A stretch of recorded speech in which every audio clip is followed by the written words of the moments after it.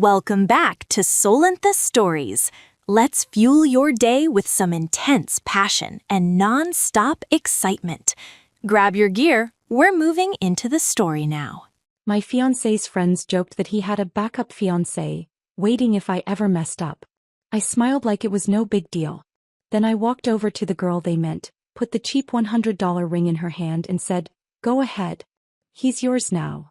The whole room went silent and I finally felt in control. My fiancé's best friend called another woman his backup fiancée at our engagement party. In front of 20 people. In my apartment. While I was in the kitchen cutting cheese. "Come on, we all know it," Trevor slurred, swaying with his beer raised high. "If Grace ever messes up, Sienna's ready on the bench, right? Backup fiancé." The laughter was immediate. But uncomfortable. I stood there, frozen, waiting for Jacob to say something. Waiting for him to shut it down. Waiting for him to defend me, to tell Trevor he'd crossed a line, to prove that I wasn't just a placeholder until someone better came along. He laughed. My fiancé, the man who'd proposed to me 6 months ago with $100 ring and called it ironic, stood there and laughed while his best friend announced to everyone that I was replaceable. Sienna, the childhood friend he'd always sworn was like a sister, sat on my couch smiling. Not embarrassed. Not horrified. Please. That smile told me everything I needed to know. So I made a decision. I pulled the engagement ring from my jacket pocket, walked through the silent crowd and handed it directly to her. "Tag in, sweetheart. He's all yours." But I'm getting ahead of myself. To understand how I got to that moment, how I ended up destroying my own engagement party in front of everyone Jacob cared about, you need to know who I was before that night. You need to know the life I thought I was building. My name is Grace Daniels. I'm 31 years old and until 3 nights ago, I thought I had everything figured out. I'm a graphic designer. Freelance, which means I work from home in pajamas more often than I'd admit in polite company, and my downtown loft doubles as my office. It's small but mine. Exposed brick walls, tall windows overlooking the city, just enough room for a bed, a workspace, and a vintage couch I found at an estate sale and convinced myself was charming instead of uncomfortable. I loved that space. Still do. It was fully mine. My name on the lease. My furniture. My rules. Jacob had moved in slowly about a year into our relationship. It started small. A toothbrush in the bathroom, some clothes in the closet. Then his laptop appeared on my desk. His shoes by the door. His entire life bleeding into mine until I couldn't remember what the loft looked like before him. We'd been together 3 years. Met at a mutual friend's barbecue on a sticky summer afternoon. He was standing by the grill, good-naturedly arguing with the host about proper charcoal technique. And when he laughed, it was the kind of laugh that made everyone around him want to join in. He seemed easy. Uncomplicated. Steady in a way the men I'd dated before never were. No games. No drama. Just Jacob with his easy smile and terrible dad jokes and his habit of resting his hand on the small of my back when we walked through crowded spaces. He worked as a sales manager for a tech startup. One of those jobs that sounds impressive at dinner parties but means unpredictable hours and commission-based pay that swung wildly from month to month. I didn't mind. My design work paid well enough. We weren't rich but we were comfortable. We had routines. Small traditions that felt like the foundation of something real. Sunday mornings meant the farmer's market. We'd walk there together, Jacob carrying the canvas bags while I picked out vegetables I'd inevitably forget to cook before they went bad. Then we'd come back to the loft, brew coffee, and sit on the balcony watching the city wake up beneath us. Those mornings felt solid. Like proof we were building something that mattered. My younger sister Maya lives 2 hours away with her husband Tom and their 4-year-old twin boys. She's one of those people who sees through everything, who asks the uncomfortable questions no one else wants to voice. The first time she met Jacob was at a family dinner about 2 years ago. She'd pulled me aside in the kitchen afterward while I was loading the dishwasher. "He's too smooth," she said, her voice low. "Watch him." I'd laughed it off. "You don't trust anyone." "I trust people who don't perform for an audience." She handed me another plate, her eyes serious. "He's different when people are watching him." I told her she was being overprotective. That Jacob was just naturally charismatic. That being likable wasn't a character flaw. But her words stuck with me. A small seed of doubt I kept trying to bury. My parents adored him though. both retired teachers living in a modest ranch house in Central Florida. They'd welcomed Jacob like he was already family. My dad taught him how to grill grouper. My mom started emailing him recipes for her famous lasagna. Every phone call ended with them asking about wedding plans, their voices bright with hope. 6 months ago Jacob proposed. We were at our usual coffee shop, a hole-in-the-wall place 2 blocks from the loft that made the best oat milk lattes in the city. It was a Tuesday morning. I was working on a logo redesign for a local bakery, laptop open, only half focused on the screen because Jacob kept grinning at me from across the table in a way that made me suspicious. Then he reached into his jacket and pulled out a small velvet box. My heart stopped. He slid it across the table and opened it. Inside was a ring. Hammered silver. Cubic zirconia stone. Obviously unmistakably cheap. It's ironic, he said, that grin widening. We're not those people who need a big diamond to prove anything. This is authentic. This is so us. I'd laughed. Actually laughed, charmed by the gesture, by the idea that we were somehow above materialism, that our love was built on something deeper than expensive jewelry. I said yes. He slipped the ring on my finger right there in the coffee shop and we took a selfie that I immediately posted with the caption, "He went to Jared." Just kidding. But I said yes anyway. The comments flooded in within minutes. Heart emojis. Congratulations. Friends saying it was sweet and authentic and perfect for us. But there were other reactions too. Quieter ones. My coworker Dana, a sharp-tongued woman in her 40s who'd survived 2 divorces and had seen everything, texted me an hour later. "Cute ring. You good with it?" I sent back a thumbs-up emoji. Of course I was good with it. It was ironic. It was us. But when I showed her the ring in person the next day at the office, she raised one perfectly arched eyebrow, said absolutely nothing and went back to her coffee. That silence said everything her words didn't. I felt doubt flicker then. Small. Barely there. But I shoved it down fast, told myself I was being shallow, that love wasn't measured by the size of a stone or the price on a receipt. Jacob was different.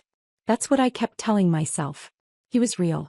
Planning the engagement party became more complicated than I'd expected. Jacob wanted it casual. His friends. My loft. Beer, wine, nothing fancy. His mother Eleanor had other ideas. Eleanor was the kind of woman who wore pearl earrings to brunch and had strong opinions about everything from silverware to thread count. She'd wanted a formal dinner at the country club where she was a member. Printed invitations. A seated meal.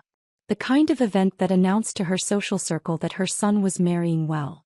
I'd suggested a compromise. A nice restaurant, something in between. Jacob shut it down immediately. My friends would hate that, Grace. They'd feel like they have to behave. This is supposed to be fun. So we did it his way. My loft. Casual dress. 20 people, most of whom I'd only met once or twice. I spent the entire week before the party preparing. Cleaning every corner of the apartment. Buying 3 kinds of cheese and 2 types of crackers. Building a charcuterie board that could have been photographed for a magazine. Stringing Edison bulbs across the exposed brick walls to create that warm, intimate glow Jacob said would look perfect. He helped by sending out the invites and telling me not to stress. The morning of the party I ran into Mrs. Chin in the hallway. She's my neighbor, an elderly widow who's lived in the building for 30 years. She always asks about my life with genuine interest, the kind older women have when they've seen enough to know what matters. I was carrying grocery bags up from the car when she held the elevator door for me. "Big night tonight," she said with a warm smile. "Yeah. Engagement party. Oh, how wonderful. Have you set a date yet?" I shifted the bags in my arms. "Not yet. Jacob wants to enjoy being engaged for a while first. No rush." Mrs. Chen's smile didn't fade, but something shifted in her eyes. He gave me a long, measured look. "A man who sure doesn't need to wait," she said quietly. Then the elevator doors opened on her floor and she stepped out, leaving me alone with my groceries and a knot tightening in my chest. I tried to shake off her words. Told myself she was old-fashioned. That there was no right timeline for these things. That Jacob and I were fine. That evening I got ready carefully. I chose a simple navy dress. Nothing too formal, nothing that would make Jacob's college friends feel out of place. I stood in front of my bathroom mirror, adjusting the neckline, smoothing down my hair, staring at my own reflection like I was trying to convince her everything was okay. The ring caught the overhead light. Dull hammered silver. Cubic zirconia that didn't quite sparkle. Ironic, I reminded myself. I took a deep breath and told myself to stop overthinking. Maya's skepticism had gotten into my head. Mrs. Chen's comment meant nothing. I just needed to relax and enjoy the celebration. But as I heard the first knock at the door, as I forced a smile and opened it to welcome strangers into my home, I couldn't silence the small, insistent voice whispering in the back of my mind. Something isn't right. I just didn't know yet how terrifyingly right that voice was. The first guests arrived at 7, and within minutes, I understood this wasn't going to be my party. Jacob's college friends came through the door like they owned the place. Loud voices, backslapping hugs, inside jokes flying across my loft before they'd even bothered to acknowledge me. I stood near the entrance with what I hoped looked like a welcoming smile, accepting coats and bottles of wine people had brought, directing them toward the drinks table I'd spent an hour setting up perfectly. "You must be Grace," one guy said. Cal, I think his name was. We'd met once before at a bar months ago. He didn't wait for my response before brushing past me toward Jacob, who was already holding court near the kitchen island. I watched Jacob transform. He was everywhere at once, moving through the room with an energy I rarely saw at home. Refilling drinks. Cranking up the music. Launching into stories that had everyone doubled over laughing. Stories I wasn't part of. Memories from a time before me. Every time I tried to join a conversation, to stand beside him like we were supposed to be a team tonight, he'd drift away. A hand on someone else's shoulder. Another drink to pour. Another laugh to chase. By 7:15, I'd quietly accepted my role, the host. Not the guest of honor. Just the person making sure no one's glass stayed empty. I refilled the ice bucket. Wiped up a spill someone left on the coffee table. Rearranged the charcuterie board I'd spent $40 on, making sure the salami roses looked magazine perfect even though nobody was paying attention. Trevor was already drunk. I could tell by the way he swayed when he gestured, the volume of his voice climbing with each beer he cracked open. He was Jacob's best friend from college. The guy who still thought keg stands were the peak of human achievement, who measured friendship by how many embarrassing stories he could tell about you in public. He'd never liked me. Or maybe he just didn't see me. Either way, every story he told seemed designed to remind the room that he'd known Jacob longer, understood him better, had claim to a version of him I'd never access. I was back in the kitchen slicing more cheddar when I heard the door open again. I didn't need to look to know it was Sienna. I could tell by the shift in Jacob's voice. The way it went softer. Warmer. Different. I glanced up from the cutting board. She stood in the doorway wearing a black wrap dress that looked like it belonged at a cocktail party downtown, not a casual loft gathering. Her hair fell in perfect waves. Her smile was confident, easy, like she'd been here 1,000 times before. Jacob crossed the room in 4 long strides. He pulled her into a hug that went on too long. His hand lingered on her lower back. He laughed, bright, effortless, and said something I couldn't hear that made him grin. I looked down at the cheese knife in my hand and focused on the motion. Thin slices. Even cuts. Breathe. Jealousy was unattractive. Jealousy was unfair. I was being paranoid. I repeated it like a mantra, but my hands wouldn't stop shaking. The kitchen suddenly felt too warm, too small. I could hear Sienna's voice blending with Jacob's, his friends greeting her like she was part of the inner circle. He probably was. She'd known them all longer than I had.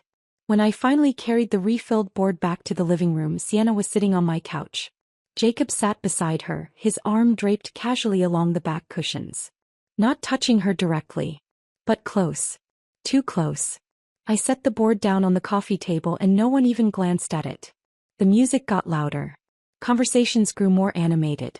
I drifted through my own home like I was invisible, collecting empty bottles, smiling when someone thanked me, feeling lonelier than I'd ever felt surrounded by people. Then Trevor stood up. He was swaying, gripping his beer bottle like it was keeping him upright. Hey everybody," he shouted over the music. "I want to make a toast." A few people turned. The volume dropped slightly. My stomach tightened without knowing why. Jacob laughed from the couch.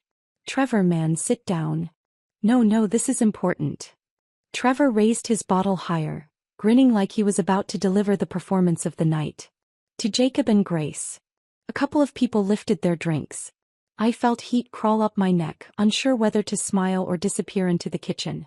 "Two people who prove," Trevor continued, his words slurring slightly, "that love can survive anything." Even Jacob's backup plan. Nervous laughter rippled through the room. I went completely still. The cheese knife was still in my hand, forgotten. Trevor turned toward Sienna, pointing at her with his bottle, his grin widening. Come on, we all know it. If Grace ever bails, Sienna's been waiting in the wings since high school, right? He raised his drink higher, his voice booming now. Backup fiancé. Always ready. The laughter came louder this time. Sharper. Someone whistled. Someone else clapped. And Sienna didn't look horrified. She didn't object. She smiled. It was small. Almost shy. But unmistakably pleased. Like she'd been waiting years for someone to finally say it out loud. I looked at Jacob. He wasn't looking at me. He was looking at her. And his face. His face did something I'd tried to convince myself I'd imagined 100 times before. Softened. The same way it used to soften in the early days when he looked at me before everything became routine and comfortable and taken for granted. A tenderness I hadn't seen directed at me in months. Then he laughed. It wasn't a shut-it-down laugh. It wasn't an uncomfortable, this has gone too far laugh. It was just a laugh. Like it was funny. Like Trevor's joke was harmless. Like I didn't matter enough to defend. The room kept moving around me. People went back to their conversations. The music swelled again. Someone grabbed another beer from the cooler. But I felt like I'd gone underwater. Sound muffled. Vision tunneled. My chest went tight. I set the cheese knife down on the counter very carefully, like if I moved too fast I might shatter. Then I walked. Slowly. Deliberately. Through the crowd. Conversations stuttered as I passed. People noticed. Eyes tracked my movement. I could feel the shift in the room, the sudden awareness that something was happening. I reached into my jacket pocket, the one draped over the chair by the door, and pulled out the small velvet box. The one I'd been carrying all night. The one I'd planned to show off later with a laugh, making a joke about how perfectly us it was. I held it in my palm, feeling the weight. $100. Cubic zirconia. Hammered silver. The cheapest engagement ring any woman I knew had ever received.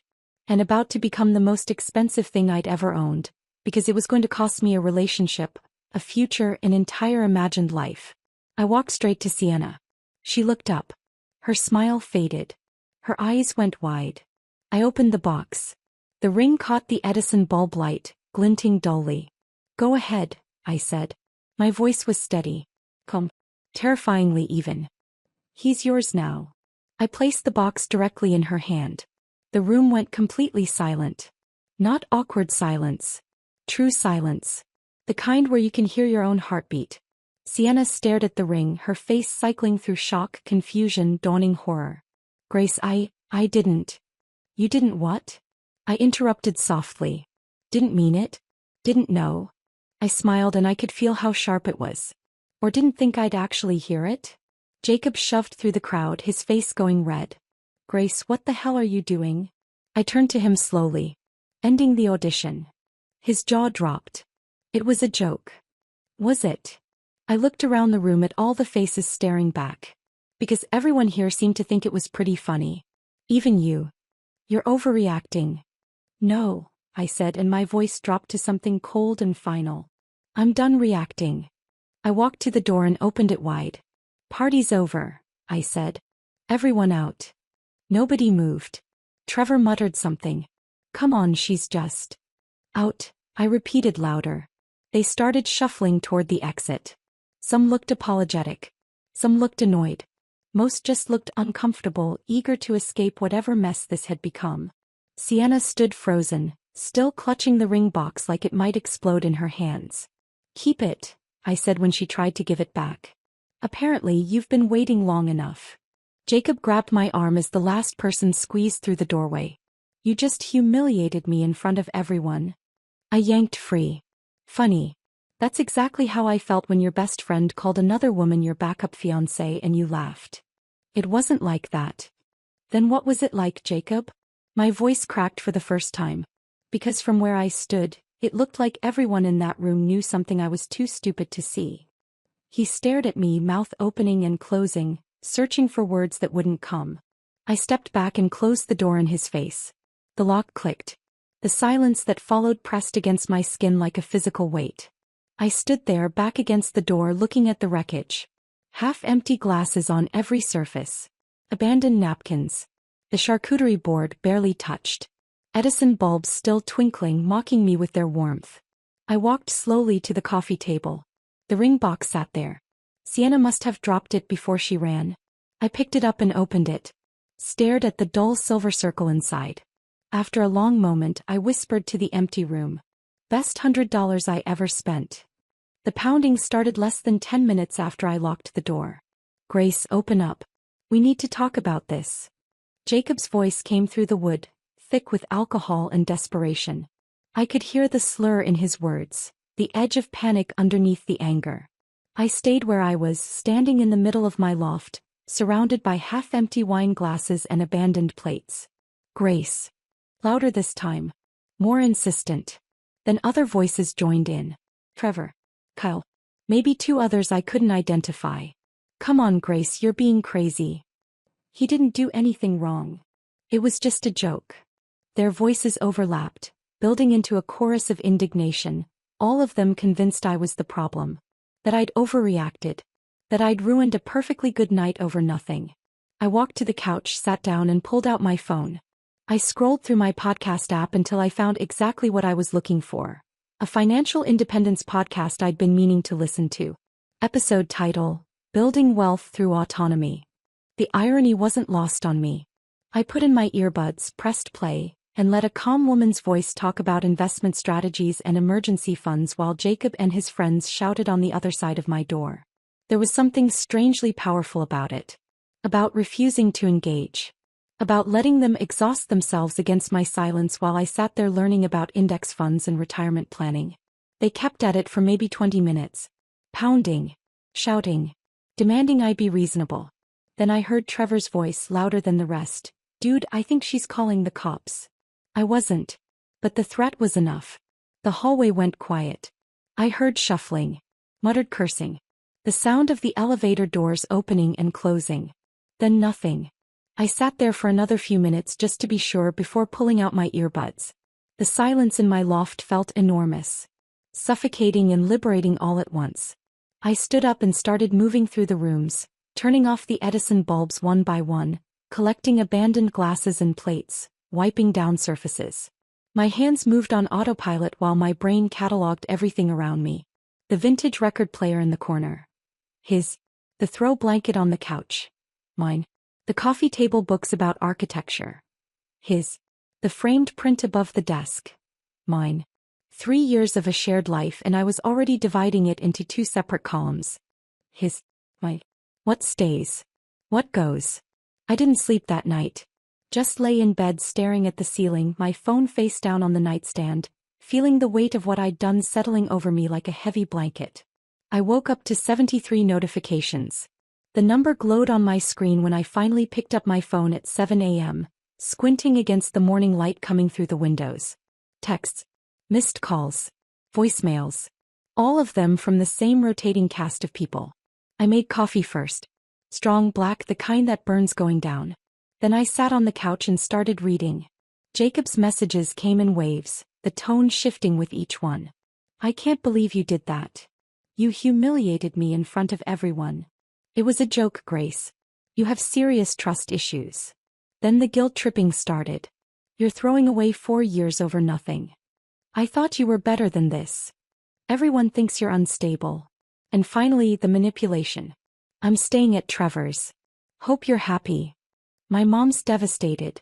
She can't believe you'd do this to our family. I scrolled through them all, watching the pattern repeat. Anger. Guilt. Manipulation. Anger again. There were messages from his friends too. Trevor predictably telling me I'd overreacted. Kyle saying I owed Jacob an apology. Someone named Derek I barely remembered meeting calling me dramatic. Then there was Sienna. Grace, I'm so sorry. I didn't mean for any of this to happen. Please call me. I stared at that one for a long time. She didn't mean for it to happen. As if she'd had no control over smiling when Trevor made his backup fiancé joke. As if she'd had no choice but to sit there looking pleased while my relationship imploded. I deleted it without responding. The worst message though came from Eleanor. Jacob's mother had always been polite to me in that particular way wealthy women are when they're barely tolerating your presence. Tight smiles. Backhanded compliments about my bohemian style or my quaint loft. Her text was short and brutal. I always knew you had a vindictive streak. Jacob deserves better than this humiliation. I read it twice, let the sting of it settle, then did something that felt better than anything I'd done in months. I started blocking numbers. Walked. Trevor. Walked. Finna. Walked. Kyle, Derek, and 3 other people whose names I barely knew. Blocked, blocked, blocked. Eleanor. I hovered over her name for a second, then pressed the button. Walked. Each tap made me feel lighter. Freer. By the time I finished my coffee, my phone was silent. At 9 a.m. I called a locksmith. Safeguard security, a gruff voice answered. Hi, I need all my locks changed. Today if possible. There was a pause, the sound of typing. We can have someone there by 10. Address. I gave it to him. Any particular reason for the rush? He asked, not unkindly. Bad breakup, I said simply. Oh. Yeah, we can do that. Guy named Tom will be there in an hour. Tom arrived at exactly 10 o'clock, a broad-shouldered man in his 50s with kind eyes and a toolbox that looked like it had seen decades of use. You're the bad breakup? He asked, setting down his equipment. That's me. He nodded, already examining the existing lock. You'd be surprised how many of these calls we get. Smart move, changing them fast. Saves a lot of trouble down the line. I watched him work, the methodical way he removed the old hardware, installed the new deadbolt, tested it multiple times to make sure it was secure. This one's high security, he said, showing me the mechanism. Costs a little extra, but it's worth it. Can't be picked easy, can't be bumped. Somebody wants in, they're gonna need your key or a battering ram. Perfect, I said. When he handed me the new keys, I felt something shift. Something final. This was my space now. Fully, completely mine. After Tom left, I stood in the middle of my loft and looked around. It didn't look like home anymore. It looked like a crime scene. Evidence of a life I'd believed in scattered across every surface. I grabbed a stack of boxes from the storage closet and got to work. Clothes first. I pulled everything of Jacob's out of the closet, off the hangers, out of the dresser drawers. T-shirts that still smelled like his cologne. Jeans I'd washed 100 times. The blazer he wore to job interviews. Into the box. Label it, clothes. Toiletries next. His razor, shaving cream, the expensive face wash he'd insisted was worth the price. All of it went into another box. Then the harder stuff. The weighted blanket he'd bought after reading some article about better sleep. The vintage record player he'd found at a flea market and promised to restore but never did. The collection of craft beer bottle caps he'd been saving for some vague future project. Box after box, I packed away 3 years of shared life. I labeled them with a brutal honesty that felt good in a dark way. Electronics. Delusions. Miscellaneous lies. I found the framed photo from last Christmas when I was going through the bookshelf. Both of us at my parents' house in Florida, their palm tree decorated with lights in the background, Jacob's arm around me, both of us smiling like we meant it. I stared at that photo for a long time, remembering that trip. How my parents had loved him. How happy I'd thought we were. I put it in the box labeled lies and kept packing. By noon I had 8 boxes stacked by the door. Then I found something I wasn't expecting. I was cleaning out his nightstand drawer when my fingers brushed against a card tucked beneath old receipts and charging cables. I pulled it out. A birthday card. Expensive cardstock, embossed flowers on the front. I opened it. To the one who's always been there. J. Not signed. Not sent. But dated 2 weeks ago. My hands started shaking. Not from anger. From clarity.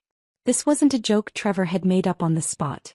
This wasn't some backup plan that existed only in drunk toasts. This was real. Deliberate. A pattern I'd been too trusting or too afraid to see. I put the card in the last box and sealed it shut. The knock came around 2 that afternoon. Hard. Insistent. Angry. I checked the peephole. Jacob, looking rumpled and furious, his eyes red either from drinking or crying or both. I opened the door just wide enough to speak through the chain lock. Your key doesn't work, he said flatly. I know. I changed the locks. His eyes went wide. You what? Changed the locks. This is my apartment. My name on the lease. Not yours. I live here. You stayed here, I corrected. Guest privileges. Now revoked. His face twisted with rage. You can't just kick me out. I can and I did. Your stuff's in the entryway. 8 boxes. You have 20 minutes. This is insane. Bring the police if you want. Bring a lawyer. My lease, my rules. He stared at me, mouth working, searching for an argument that would land. He didn't find one. Fine, he spat. But I'm taking everything that's mine. Take what you paid for. Leave what I did. I closed the door and watched through the peephole as he made trip after trip, hauling boxes down the hall, his face red with humiliation and fury. On his 4th trip he stopped. The espresso machine, he said through the door. That's mine. That's mine, I corrected. I have the receipt if you want to check. You're being petty. I'm being precise. There's a difference. He muttered something I couldn't hear and kept loading boxes. When he picked up the last one, he paused at the door one final time. You're going to regret this, Grace. I didn't answer. I just watched him disappear into the elevator. When the doors closed, I slid the new deadbolt home and exhaled. The silence that followed was different from before. Not suffocating. Just quiet. I stood in the middle of my loft. My loft. Finally alone, finally breathing, finally understanding something I should have known all along. Being alone didn't scare me. What scared me was staying with someone who made me feel alone anyway. That night I texted my sister. You were right about him. Her response came in seconds. I'm sorry. But I'm also proud of you. I smiled and put my phone face down on the counter. Then I poured myself a glass of wine and sat on my couch in the silence. Just me and the city lights outside my window. And for the first time in 3 years that felt like enough. 2 days passed without a word from Jacob. 2 quiet, almost peaceful days where I started to believe maybe it was actually over. Maybe he'd accepted it. Maybe he'd moved on. I worked on a logo redesign for a new client, a local bookstore looking to rebrand. I took long walks around the neighborhood. I cooked an actual dinner, pasta with vegetables I'd bought at the farmer's market, and ate it at my table instead of standing over the sink. I even slept through the night. Then my phone rang Wednesday morning at 10 a.m. Grace, hi. It's Patricia. My building manager. Her tone was careful, apologetic. I sat up straighter on the couch. Hey Patricia. What's up? Listen, I'm calling because, well, it's a little awkward. We got some complaints about your unit. Ice ran through my veins. Complaints? Yeah. Anonymous ones, which is weird. 2 of them, actually. One about domestic disturbances, screaming, fighting, that kind of thing. Another about strange chemical smells coming from your vents. I closed my eyes. Anonymous. Yeah. Honestly, Grace, I don't believe either of them. You've been here 3 years, never a single issue. But corporate's requiring me to follow up. They're asking for a wellness check, and if we get another complaint, they'll consider it a community safety violation. The words landed like stones in my stomach. It's Jacob, I said flatly. It has to be. Patricia sighed. I figured. Look, I'm on your side here. But my hands are tied.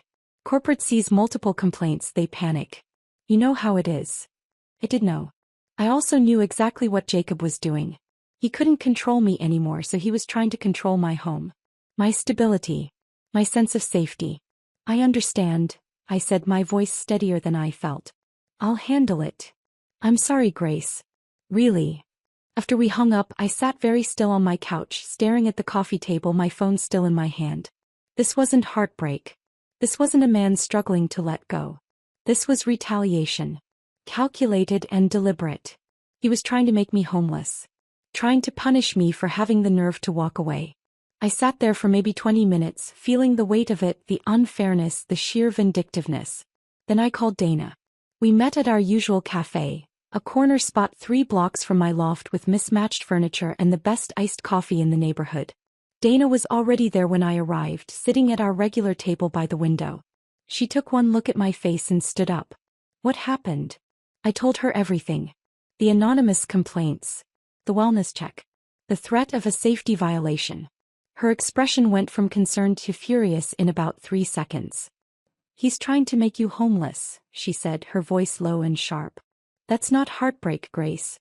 That's abuse. The word hit me harder than I expected. Abuse. I'd never thought of it that way. Jacob had never hit me, never screamed at me, never done any of the obvious things you see in movies. But this This calculated campaign to destabilize me, to take away my home, my peace, my sense of safety? Dana was right. She pulled out her phone, fingers moving fast across the screen. I'm texting you someone's number. Vanessa Hartley. She handled my second divorce and she's a pit bull. Expensive but worth every penny. My phone buzzed. I looked down at the contact information. You need someone who scares him more than he scares you, Dana said, reaching across the table to squeeze my hand. And Grace. You don't owe him kindness. You don't owe him the benefit of the doubt. You owe yourself protection. Something in me shifted when she said that. I'd spent the last 2 days second-guessing myself. Wondering if I'd overreacted at the party. Wondering if I should have handled it differently, more privately, less dramatically. But sitting there with Dana, hearing her name what was happening, I felt something I hadn't felt since that night. Clarity. I wasn't the one who'd done anything wrong. And I was done defending myself in my own mind. Vanessa Hartley's office was in a glass high-rise downtown, all modern lines and floor-to-ceiling windows overlooking the city. I arrived at 2 p.m. the next day, nerves making my hands shake slightly as I rode the elevator to the 14th floor. The receptionist showed me into a sleek conference room. Vanessa appeared a moment later. Mid-40s, sharp blazer, hair pulled back in a no-nonsense bun. She shook my hand with a grip that meant business. Grace. Dana speaks highly of you. Have a seat. I sat. She sat across from me, pulled out a legal pad and clicked her pen. Tell me everything. From the beginning. So I did. I told her about the engagement party. About Trevor's toast. About handing the ring to Sienna. About the pounding on my door, the blocked numbers, the changed locks, Jacob collecting his things. And then I told her about the anonymous complaints. Vanessa didn't interrupt once. She just took notes, her expression neutral but her eyes sharp, tracking every detail. When I finished, she leaned back in her chair. Classic retaliation behavior, she said simply. He's trying to destabilize you because you took away his control. The anonymous complaints are designed to threaten your housing, your stability, your sense of safety. Hearing her say it so matter-of-factly made it real in a way it hadn't been before.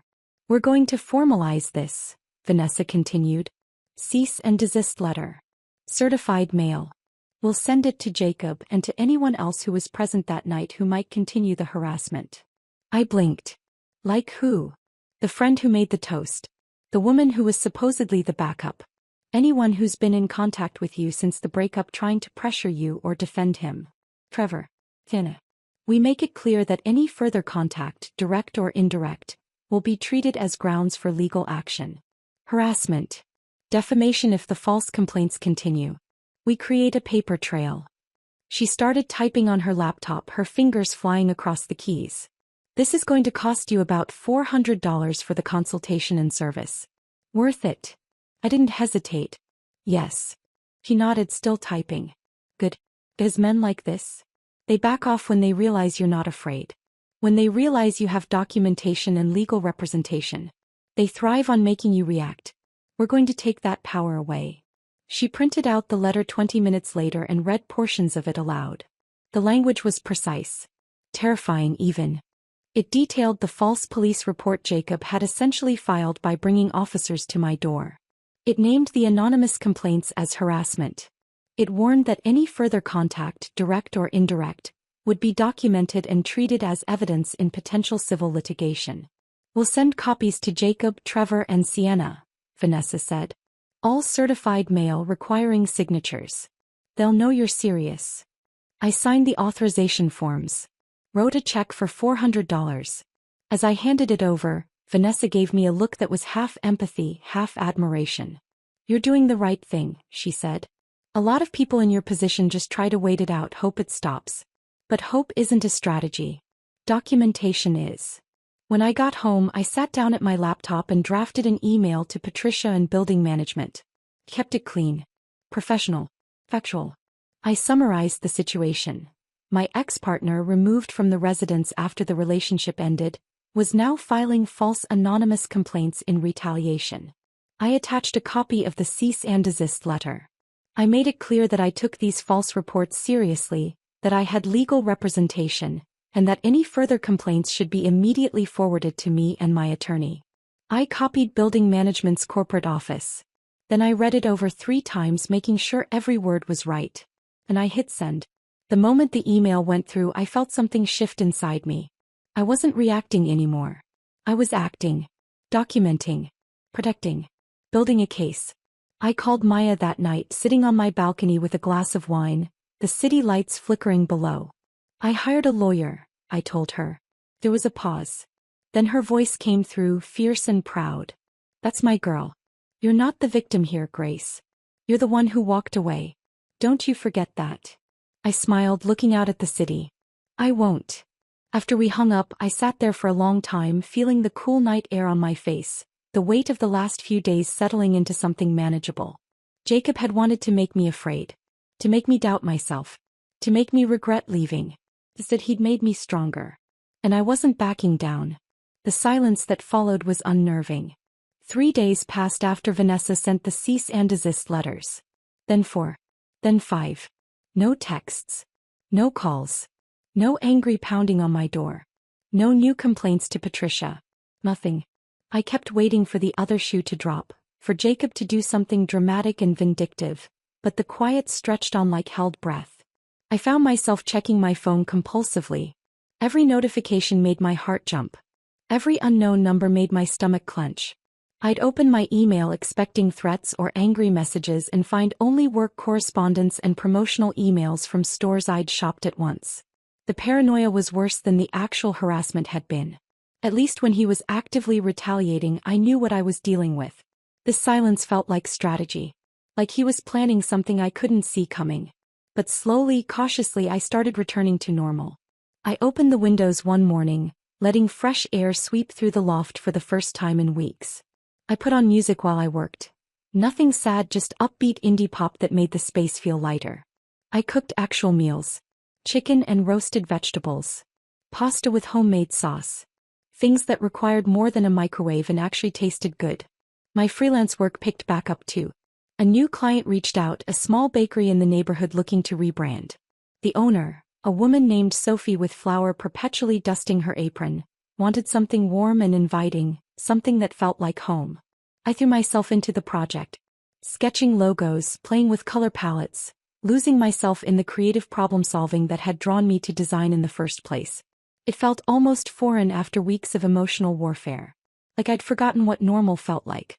One afternoon, I was standing in my kitchen making coffee when I realized I'd gone an entire hour without thinking about Jacob. A full hour. Sunlight was streaming through the tall windows, catching dust motes in the air. My laptop was open on the counter, displaying 3 logo variations for the bakery. Music played softly from my speaker, and I felt not happy exactly, not healed, but okay. It felt like a small victory. I ran into Mrs. Chin in the hallway a few days later. I was carrying groceries up from the lobby when I saw her at her door, struggling with her keys while balancing a canvas bag. "Here, let me help," I said, setting my bags down and taking hers while she unlocked her door. "Oh, Grace. Thank you, dear." She pushed the door open and took her bag back, then paused. "I noticed the locksmith the other day. And the boxes. Everything all right?" I hesitated, then surprised myself by saying, "Would you like to come in for tea?" Her eyes brightened. "I'd love that." 10 minutes later, we were sitting in my kitchen, a tiny space barely big enough for the bistro table I'd squeezed in, drinking chamomile tea from mismatched mugs. I gave her the edited version. The engagement. The party. The joke that wasn't really a joke. The decision to end it. Mrs. Chin listened without interrupting, her wrinkled hands wrapped around her mug, her eyes sharp and knowing. When I finished, she nodded slowly. "I was married 43 years before my husband died," she said. "And you know what I learned? A man who truly loves you never makes you feel like you're waiting in line." The words hit me harder than I expected. "You did right," she continued, reaching across the table to pat my hand. "Sometimes the bravest thing is walking away from what everyone says you should want." I felt tears prick my eyes and blinked them back. "Thank you," I said quietly. He squeezed my hand once more. "You're going to be just fine, dear. I can tell." After she left, I sat at my kitchen table for a long time, staring at the 2 empty mugs, feeling something settle inside me. Mrs. Chin had lived an entire marriage. 43 years. She'd loved and lost and survived. And she thought I'd done the right thing. That validation, from someone who'd actually lived it, not just theorized about relationships from the sidelines, meant more than anything my friends had said. It gave me permission to trust my own judgment. To believe that walking away wasn't weakness. It was strength. A week after the cease and desist went out, my phone buzzed with a text from an unknown number. My stomach clenched automatically. I stared at the notification on my screen, debating whether to open it or just delete it. Curiosity won. Hey. It's Sienna. I sat up straighter on the couch, my jaw tightening.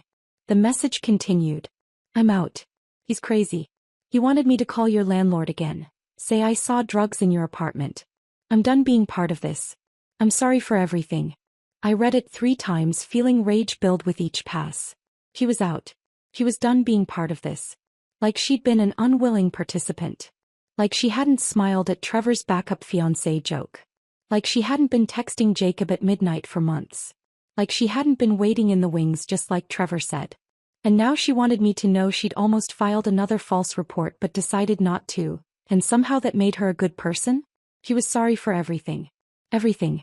As if a text message could undo the humiliation, the betrayal, the months of gaslighting myself into believing I was paranoid for noticing what everyone apparently already knew. I stared at the message, my hands shaking slightly, imagining all the things I could say. I could tell her exactly what I thought of her apology. I could ask her how long she'd been waiting for Jacob to be single. I could point out that being done being part of this only happened after she got a legal letter, not after any actual moral epiphany. But as I sat there, thumb hovering over the keyboard, I realized something. Sienna's guilt wasn't my problem to manage. Her conscience wasn't my responsibility. I didn't owe her forgiveness or understanding or even acknowledgement. The conversation was over. I took a screenshot of the message, evidence just in case, and archived it in a folder labeled legal. Then I deleted the text without replying. It felt better than anything I could have said. The next morning my phone rang. Unknown number again. I almost didn't answer, but something made me pick up. Hello. Grace? It's Richard. Jacob's father. Of course it was. I sat down slowly on my couch, my free hand gripping the armrest. Mr. Caldwell, I said evenly. What can I do for you? His voice was smooth, practiced. The tone of a man used to negotiating, to getting his way through charm rather than force. I know things ended badly between you and Jacob. I'm not calling to get involved in all that. But he mentioned you still have his espresso machine. The one he uses every morning. He's been having terrible back pain without it, and I thought maybe we could work something out. I almost laughed. The espresso machine. Not an apology for his son's behavior. Not concern about the harassment. Just a request to return a possession Jacob claimed to need. The espresso machine I bought, I said calmly, with my credit card. The one Jacob promised to reimburse me for but never did. Silence on the other end. I continued, my voice steady. It cost $350. I'd be happy to leave it in the hallway for him the moment I receive payment. $350? Richard's voice had an edge now. For a used machine? For my machine, I corrected. That he wants back. Another long pause. I could practically hear him calculating, deciding if this was worth the fight. Fine, he said finally. I'll Venmo you. That works. I gave him my Venmo handle and hung up. 2 minutes later my phone pinged. Richard Caldwell paid you $350. For espresso machine. I pulled the machine from the cabinet where I'd stored it, carried it to the hallway and set it down outside my door. Then I went back inside, sent Richard a text, "It's in the hallway," and locked my door. I stood at my peephole waiting. 20 minutes later the elevator doors opened. Jacob stepped out, moving stiffly, his face carefully neutral. He picked up the machine without looking at my door, without pausing, without any acknowledgement that I might be watching. He got back in the elevator. The doors closed. And he was gone. I stepped back from the peephole and smiled. He'd finally paid me $350 to make me disappear from his life. And I'd never been happier to be bought out. I walked to my couch, sat down and looked around my loft. Quiet. Clean. For the first time in weeks I felt something close to peace. The weeks that followed were quiet in a way I hadn't experienced in years. No late-night texts asking where I was. No passive-aggressive comments about how I spent my time. No feeling like I needed to justify watching a show Jacob thought was stupid or ordering food he claimed was too spicy. I slept diagonally across the bed, limbs sprawled in every direction, taking up all the space I wanted. I watched 3 seasons of a British baking show Jacob had always rolled his eyes at, eating ice cream straight from the container at midnight. I ordered Thai food with extra chili and ate it on my couch without anyone complaining about the smell. Small pleasures. Tiny freedoms. They added up to something that felt like peace. My work picked up too. The bakery branding project led to a referral, which led to another client, which led to the email that changed everything professionally. A local nonprofit called Hope and Harvest, focused on urban community gardens, reached out asking if I'd be interested in a full rebrand. Logo, website, promotional materials. A 6-month contract with the possibility of ongoing work. I met with their creative director, a woman named Lisa with silver streaks in her hair and paint-stained hands who ran the organization like a loving dictatorship. She'd gone through my portfolio carefully, asking questions about my process, my inspiration, why I'd made certain design choices. At the end of the meeting, she'd leaned back in her chair and smiled. "You have a distinctive eye for authentic storytelling," she said. "Most designers try too hard to be clever. You just tell the truth. That's rare." I signed the contract 2 days later. The work was challenging in the best way. Creative problem-solving that required me to think differently, to push past the safe choices and find something real. It reminded me why I'd fallen in love with design in the first place. One weekend I drove out to visit Maya and the twins. The boys were 4 now, chaotic bundles of energy who turned her house into a playground of scattered toys and shouted negotiations. I spent the afternoon building block towers they immediately destroyed, reading the same picture book 17 times, and pretending to be a monster they could defeat with foam swords. After they went to bed, Maya and I sat in her kitchen drinking coffee that had gone cold hours ago. She watched me over the rim of her mug, her eyes sharp in that way only sisters' eyes can be. "You look different," she said finally. "Different how?" "Lighter. Like you've been carrying something heavy and finally put it down." I thought about that.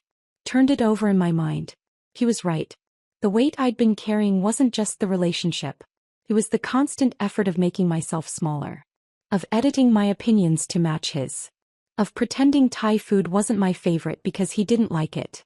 Of skipping shows I wanted to watch because he'd make comments that drained all the joy out of them. I'd spent 3 years shrinking to fit into the space Jacob had decided I should occupy. And now, alone in my loft, I was expanding back to my actual size. "Yeah," I said quietly. "I think you're right." Maya reached across the table and squeezed my hand. "Good. You deserve to take up space, Grace. All of it." The text from Cara came on a Tuesday evening. I was working on the Hope and Harvest logo, playing with different arrangements of leaves and text, when my phone buzzed on the desk. Cara and I had been friends in college, stayed close for a few years after, then drifted apart when I started dating Jacob. It wasn't deliberate, just the slow erosion that happens when someone new takes up all your time and energy.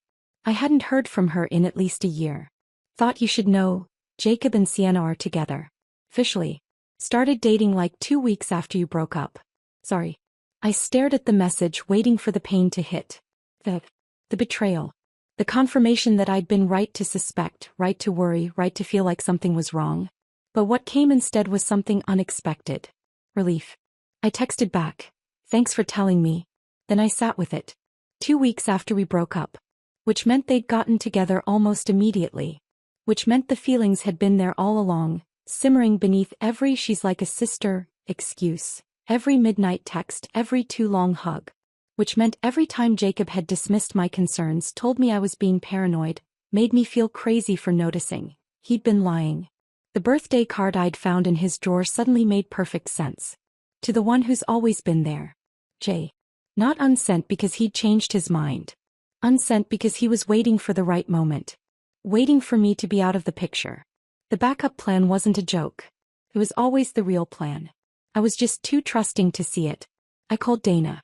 Rooftop bar. 1 hour. "I'm buying," I said when she picked up. "That good or that bad?" "Honestly, I'm not sure yet." We met at a place downtown with string lights and a view of the city skyline. Dana was already there when I arrived, 2 glasses of wine on the table. "Talk," she said, sliding one toward me. I told her about Cara's text. About Jacob and Sienna. About the timeline. Dana's expression shifted from surprise to something closer to vindication.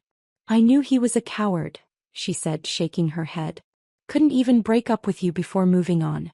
Had to keep you around as the safety net while he figured out if she'd actually want him. I took a long sip of wine, letting that sink in. The backup fiancé joke, I said slowly. At the party. Trevor wasn't making it up. Everyone knew. They all knew he had feelings for her. That's why Sienna smiled like that. That's why Jacob looked at her that way. Dana reached across the table and gripped my hand. And that's why you walked across that room and handed her the ring. Because somewhere deep down you knew too. I nodded, feeling the truth of it settle into my bones. Dana raised her glass. To men who do you the favor of showing you who they are. And to women who are smart enough to believe them. I clinked my glass against hers and drank. Something shifted in that moment. The narrative in my head changed. It wasn't, I was humiliated at my own engagement party. It was, I escaped before I married the wrong person. Jacob and Sienna getting together wasn't a betrayal. It was confirmation. Every instinct I'd ignored, every concern I'd talked myself out of, every moment I'd felt like something was wrong. I'd been right all along. That night I stood on my balcony with a glass of wine, looking out at the city lights flickering against the dark sky. For the first time in months, I felt something I hadn't let myself feel before. Possibility. Not the possibility of getting back together. Not the possibility of closure or apologies or explanations. Just possibility. Open-ended and undefined. The future stretched out in front of me, no longer tethered to Jacob's timeline or Jacob's plans or Jacob's version of what our life should look like. I thought back to the engagement party. To that moment of walking through the crowd with the ring in my hand, every eye on me, every conversation dying mid-sentence. It felt terrifying. Powerful. Final. I thought it was an ending. But standing here now, I understood it differently. It wasn't just ending a relationship. It was reclaiming my own life. My own narrative. My own right to be more than someone's backup plan. I finished my wine and went back inside. That's when I saw it. The velvet box sitting on my bookshelf where it had been for weeks. Sienna must have dropped it in her panic to leave, and I'd never bothered to throw it away. I picked it up and opened it.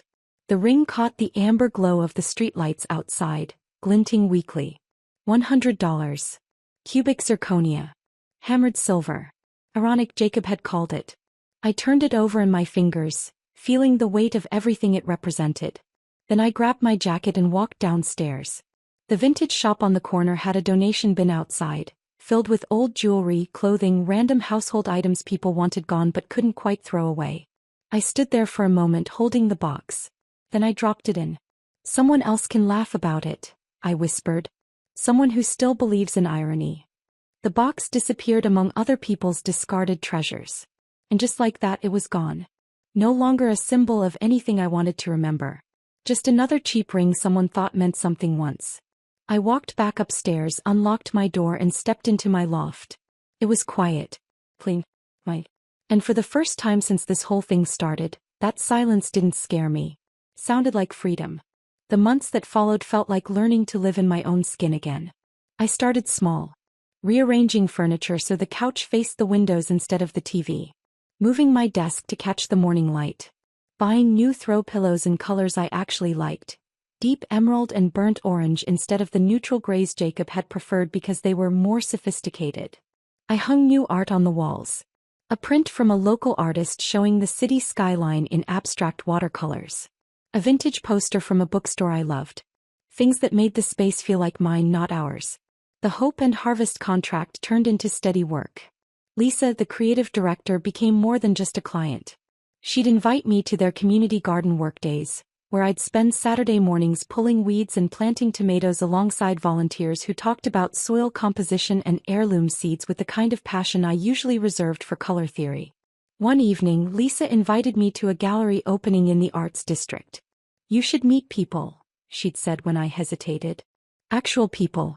Not just me and my kombucha brewing gardeners." I went. The gallery was packed with artists and designers, musicians and writers, all of them talking over wine and cheese about projects and collaborations and ideas. Lisa introduced me to a photographer who needed branding for her studio, a muralist looking for someone to design promotional materials, a sculptor who just wanted to talk about negative space and composition. I realized, standing there with a glass of cheap red wine, how small my social circle had become during my relationship with Jacob. How I'd let friendships fade because he didn't like my friends, or because they didn't fit into his world, or because it was just easier to exist in the narrow bubble of his life. A week later, I signed up for a weekend drawing class at the community center. I'd always wanted to take one. Back in college, before I'd pivoted to graphic design, I'd loved drawing. Charcoal sketches, figure studies, anything that required just paper in my hands. Jacob had called it a waste of time when I mentioned it once. You already know how to draw. Why pay money to do something you can do at home? But it wasn't about learning a skill. It was about creating something with no commercial purpose. No client brief. No deadline. Just the quiet satisfaction of charcoal on paper, of making something because I wanted to. The class was small. 6 of us, ranging from a retired accountant to a college student to a woman in her 60s who'd decided to try something new after her kids moved out. Our instructor, a bearded man named Michael with paint permanently under his fingernails, didn't care if we were good. He just cared if we tried. Art isn't about being perfect, he said during our first session. It's about being honest. I drew a still life of coffee cups and wilted flowers and felt something in my chest unknot. I ran into Trevor on a random Tuesday at a coffee shop downtown. I was waiting for my latte, scrolling through emails on my phone when I felt someone staring. I looked up. Trevor stood near the door, frozen mid-step, his face cycling through recognition and discomfort. Our eyes met. He hesitated, clearly debating whether to pretend he hadn't seen me, then seemed to decide that would be worse. He approached my table slowly like I might bolt. Grace. Hey. Can I talk to you for a minute? I looked at him for a long moment, then gestured to the empty chair across from me. He sat, hands wrapped around his own coffee cup, not quite meeting my eyes. I owe you an apology, he said finally. For that night. The toast. I was drunk and I didn't realize how it would sound. I didn't mean to hurt you. I studied his face. Saw genuine embarrassment there. Maybe even shame. But I also saw something else. Something that told me his regret wasn't really about hurting me. It was about how it had made him look. You meant every word, I said quietly. You just didn't expect me to hear it. Trevor opened his mouth to protest, then stopped. His shoulders sagged slightly. He nodded. Just once. Yeah, he said. I guess you're right. He stood up, tucked his chair back in and left without another word. I watched him go, feeling nothing but a mild sense of closure. The barista called my name. I picked up my latte and went back to my emails. My mother called a few days later. I saw her name on my screen and almost didn't answer. We'd spoken briefly since the breakup, surface-level conversations about weather and work, but nothing real. I picked up. Grace, honey. Do you have a minute? Sure, Mom. What's up? There was a pause. The kind that meant she'd been building up to this conversation for a while.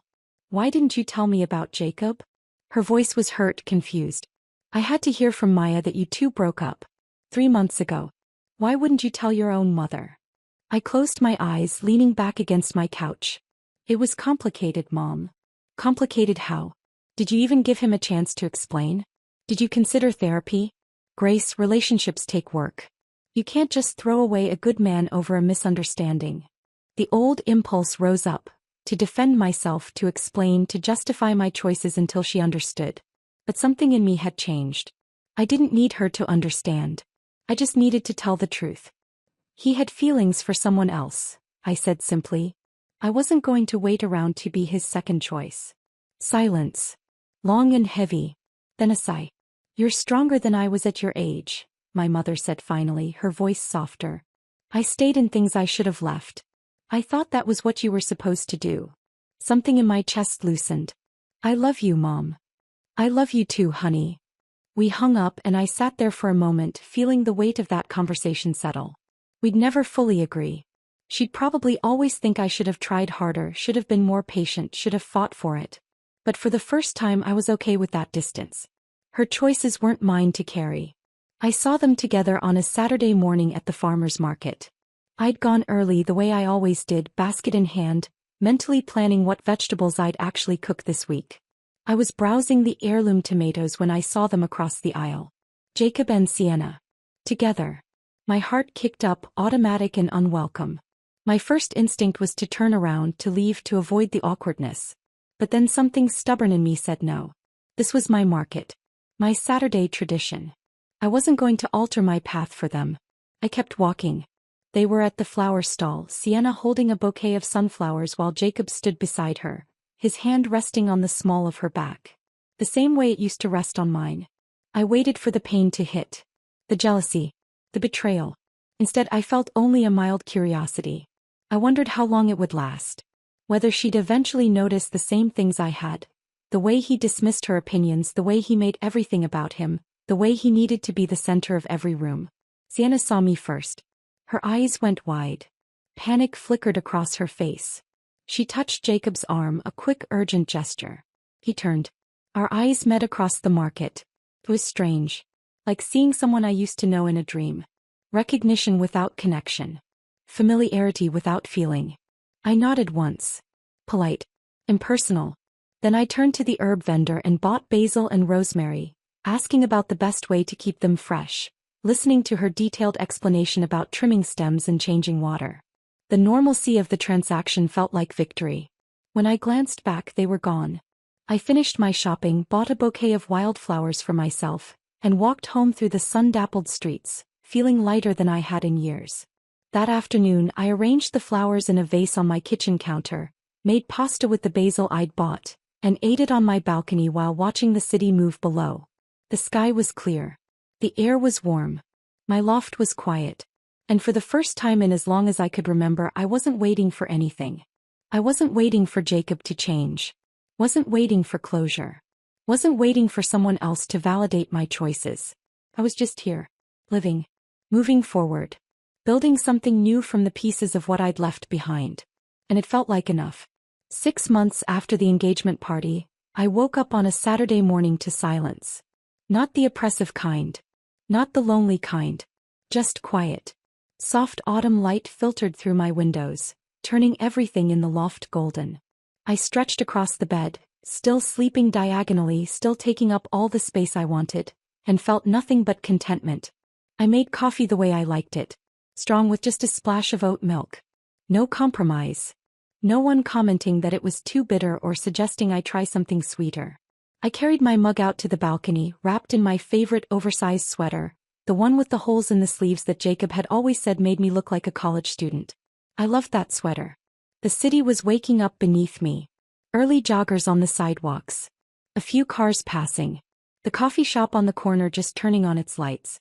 I sat there watching it all and realized something. I hadn't checked my phone compulsively in weeks. Hadn't wondered what Jacob was doing or who he was with or whether he thought about me. I just didn't care anymore. The anxiety that had lived in my chest for months, maybe years, was gone. I pulled out my phone not to check for messages but to look at my calendar. Brunch with Dana at 11. Drawing class at 2. Maybe swing by Maya's in the evening if I felt like the drive. A full day. A full life. It looked nothing like what I'd imagined when Jacob and I were planning our future together. It looked better. More authentic. More mine. I finished my coffee and went inside to get ready. I met Marcus at a cafe near the Arts District at 10. Lisa had introduced us at the gallery opening 2 months ago. He was a friend of her husband's, a high school English teacher with kind eyes and a tendency to talk about his students the way other people talked about their own children. This was our 3rd time meeting up. Coffee dates that carefully weren't being called dates yet, though we both knew what they were becoming. Marcus was already there when I arrived, sitting at a corner table with 2 cappuccinos waiting. I took a guess on your order, he said, standing to hug me. Oat milk, right? Perfect. Thank you. We sat and he launched immediately into a story about his sophomore class attempting to perform Romeo and Juliet. They rewrote the ending, he said, grinning. Romeo wakes up before Juliet dies. They have a very modern conversation about communication and therapy, and they decide to just run away together and start a podcast. I laughed. The kind of genuine, easy laugh that doesn't require performance or effort. Please tell me you recorded it. Oh, it's on my phone. I'll show you next time. Next time. The assumption felt comfortable. Natal. We talked for over an hour. About his students, about my work with Hope and Harvest, about the terrible true crime documentary we'd both accidentally started watching. He listened more than he talked. asked questions and actually waited for the answers. Never once made me feel like I was competing for his attention or justifying my opinions. When we finally left, he walked me back toward my loft, our pace slowing as we got closer. At the entrance he paused. "Can I see you again next weekend?" he asked. "Maybe dinner this time?" I smiled. "I'd like that." "Good." He smiled back, hands in his pockets, not pushing for more. "Text me when you're free." I watched him walk away, feeling something I hadn't felt in a long time. Hope. Uncomplicated and easy. I didn't know where it would go. Didn't need to know. I trusted myself enough now to walk away if it stopped feeling good. And that trust felt like the biggest victory of all. That afternoon I spread my design portfolio across my dining table. Lisa had mentioned the possibility of a partnership position at Hope and Harvest. They were expanding, looking for someone who could take on more responsibility, lead projects, help shape the organization's visual identity long-term. She'd asked if I'd be interested. I'd said yes before I could second-guess myself. Now I was preparing to pitch. To make my case. To bet on myself in a way I'd never quite managed before. I laid out my best work. The nonprofit branding that had started this whole journey. A logo series I'd done for 3 local restaurants, each one distinct but cohesive. The personal art from my drawing class. Charcoal sketches and watercolor experiments that showed range, creativity, the ability to think beyond commercial constraints. Looking at it all together, I felt something unexpected. Pride. This was good work. Work that was distinctly mine. Unburdened by anyone else's opinions about what I should prioritize or how I should present myself. I'd found my voice. And it didn't try to please everyone. Lisa had said that was rare. I was starting to believe her. The partnership might not happen. I might pitch and face rejection. Might have to try again somewhere else or keep freelancing or pivot entirely. But I'd survive it. I'd already survived worse. I'd survived a relationship that made me small. A public humiliation that could have broken me. Harassment designed to destabilize my entire life. And I'd come out the other side stronger. I closed my portfolio feeling ready. Whatever came next, I could handle it. That evening, I stood on my balcony as the sun began to set. The city lights were just starting to shimmer against the darkening sky. I held a glass of wine in one hand, the cool evening air brushing against my face. And everything was quiet. No pounding on my door. No angry texts lighting up my phone. No voice in my head telling me I'd overreacted, that I'd made a mistake, that I should have handled it differently. Just silence. The kind of silence that used to terrify me. For years I'd been afraid of being alone. Afraid that if I didn't have someone, anyone, I'd be incomplete somehow. Less than. That fear had kept me in a relationship where I was lonely anyway. Where I spent 3 years shrinking myself to fit into someone else's idea of who I should be. But standing here now, I understood something I hadn't before. Silence isn't emptiness. It's space. Possibility. The room to hear your own thoughts without static. To make decisions without needing someone else's permission. To exist fully as yourself without apologizing for taking up space. I thought briefly about the engagement party. That moment of walking through the crowd with the ring in my hand, every eye on me, every conversation dying as I moved. It felt like an ending. But it was actually a beginning. The beginning of learning to trust myself. To believe my own instincts. To understand that walking away isn't weakness, it's strength. A few drops of rain began to fall, soft and steady, pattering against the balcony railing. I tilted my face up, feeling the cool water on my skin. "This is what freedom sounds like," I whispered to the empty air. The rain picked up, turning the city below into a shimmering watercolor. I finished my wine, watching the lights blur and soften, feeling more at peace than I'd felt in years. Then I went back inside, closing the balcony door behind me. I looked around my loft. My space. My rules. My life. The furniture I'd chosen. The art I'd hung. The silence I'd learned to love. For the first time in as long as I could remember, I felt completely at home. Not because I had everything figured out. Not because the future was certain. But because I'd learned to trust myself enough to figure it out as I went. I set my wine glass in the sink, turned off the lights, and climbed into bed. Outside, the rain continued to fall. Inside, everything was quiet. And that quiet, it didn't sound like loneliness anymore. It sounded like peace.